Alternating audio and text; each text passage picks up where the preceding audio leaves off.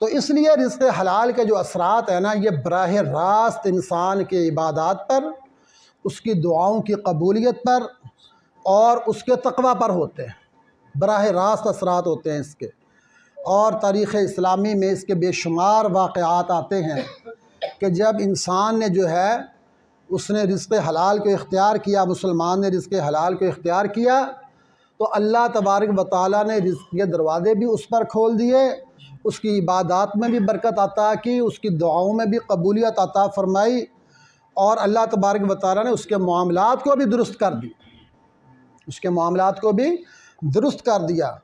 تو اس لیے جو ہے وہ ہمیں ان چیزوں اس چیز کا بڑا خاص خیال رکھنے کی ضرورت ہے۔ ایک جو ہے وہ آخری واقعہ نا آپ کو سنا دیتا ہوں، وہ ہے بھی تھوڑا سا ہٹ کر کاروباری معاملات کا۔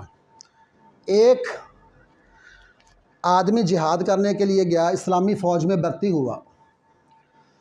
جب وہ جہاد کرنے کے لیے جاتے نا، فوج حملہ کرنے جاتی، تو جنگ شروع ہونے سے پہلے فوج کا کمانڈر دعا کرتا اللہ سے، اور وہ یہ کہتا ہے کہ یا اللہ، ابو عبید کی برکت سے ہمیں فتح عطا فرما۔ ابو عبید کی برکت سے کیا ہے؟ ہمیں فتح عطا فرما۔ اب یہ نوجوان فوجی تھا تو سنتا تھا، اس کے ذہن میں آتا بھی یہ ابو عبید کوئی بہت بڑا بزرگ ہوگا، بہت بڑا اللہ کا ولی ہوگا، جس کا نام لے کر ہم اللہ سے فتح کی دعا کرتے ہیں اور پھر اس کے بعد جہاد کرتے ہیں۔ تو اسے چھٹی ملی گھر پر جانے کے لیے۔ یہ شام کا رہنے والا تھا، اپنے چھونی سے چھٹی لے کر یہ پہلے عراق میں بغداد میں آیا جو اس وقت مسلمانوں کا دارالحکومت تھا۔ اس نے سوچا کہ میں جاتے ہوئے نا گھر والوں کے لیے کپڑے خرید کر لے جاؤں۔ دوپہر کا ٹائم تھا، ظہر کا وقت تھا، تو یہ نوجوان ایک کپڑے کی دکان پر گیا تو وہاں پر ایک نوجوان بیٹھا ہوا تھا۔ اس نے جو ہے وہ اس سے پوچھا یہ کپڑے کا تھان کتنے کا ہے؟ اس نے بتایا یہ 200 درہم کا ہے۔ اس نے کہا یہ کتنے کا؟ اس نے کہا یہ 400 درہم کا ہے۔ تو اس طرح کرتے کراتے اس نے 400 درہم والا خرید لیا۔ جب وہ اس کو خرید کر واپس آ رہا تھا تو لوگ مسجد سے نماز پڑھ کے باہر نکل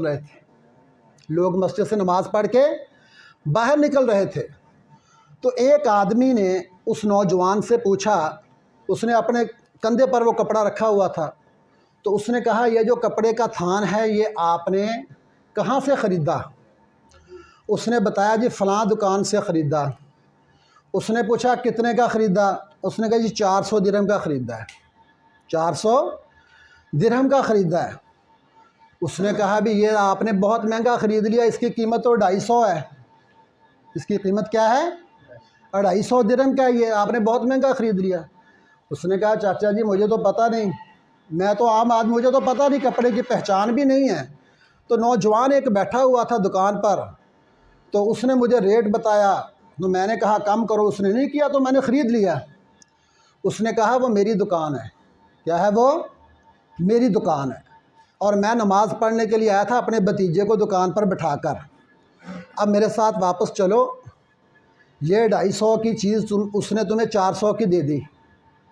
تو وہ اسے واپس لے گیا، وہ آدمی جو تھا، اور اس نے جا کر اپنے بھتیجے کو ڈانٹا۔ اس نے کہا یہ نوبارد آدمی تھا ہمارے شہر میں، اجنبی آدمی تھا، یہ ہمارے شہر کا نہیں، اجنبی ہے، اور اس کو کپڑے کی کوئی پہچان نہیں، تم نے اس سے فراڈ کیا، لوٹ لیا اس کو، کہ بھی 250 والا کپڑا اسے 400 میں دے دیا۔ تو اس نے کہا چاچا جی بس یہ میں نے تو اس کو ریٹ بتایا، اس کے وارے میں آیا تو اس نے خرید لیا۔ ہم عام طور پر یہی کہتے ہیں نا کہ جی وارے میں آیا تو اس نے خرید لیا۔ اس نے کہا بھی وارے میں آنے کی کیا بات ہے، جب وہ ایک اجنبی آدمی ہے، اسے پہچان ہی نہیں، تم اس سے دھوکہ کر رہے ہو۔ تو اس نے ڈانٹا اپنے بھتیجے کو، اور کپڑا جو ہے اس نے کہا بھی اب یہ نوجوان، یہ کپڑا جو ہے یہ 250 کا ہے، یا اپنا 150 روپیہ واپس لے لو، یا پھر تم جو ہے وہ دوسرا سستا تھان خرید لو۔ تو اس نے کہا کہ نہیں یہی ٹھیک ہے، تو اس نے اس کا کیا ہے 150 درہم واپس کر دیا۔ اب یہ نوجوان بڑا متاثر ہوا جو مجاہد تھا، اس نے کہا چاچا جی آپ کا نام کیا ہے؟ آپ کا نام کیا ہے؟ اس نے کہا میرا نام ابو عبید ہے۔ کیا ہے؟ میرا نام ابو عبید ہے۔ وہ بڑا حیران ہوا، اس نے کہا جی ابو عبید کا نام لے کر تو ہم فتح کی دعا کرتے ہیں جب ہم جہاد پر جاتے ہیں۔ جب ہم جہاد پر جاتے تھے تو ابو عبید کا نام لے کر دشمن پر حملہ کرنے سے پہلے ابو عبید کا نام لے کر دعا مانگا کرتے تھے، اور اللہ جو ہے وہ ہمیں آپ کا نام لینے کی وجہ سے فتح عطا فرماتا تھا۔ تو میں حیران ہوں کہ آپ کے پاس کون سا نیک عمل ہے؟ اس نے کہا کوئی نیک عمل نہیں، عام جیسے مسلمان نماز کا پابند ہے، میں نماز کا پابند ہوں، لیکن میں اپنی تجارت میں خیانت نہیں کرتا، اپنی تجارت میں خیانت نہیں کرتا، کسی کو دھوکہ نہیں دیتا۔ تو ان کا طریقہ کار یہ تھا کہ گاہکوں کے ساتھ وہ چیز کیا ہے؟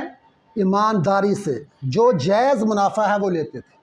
ناجائز منافع خوری سے بھی انسان کا جو رزق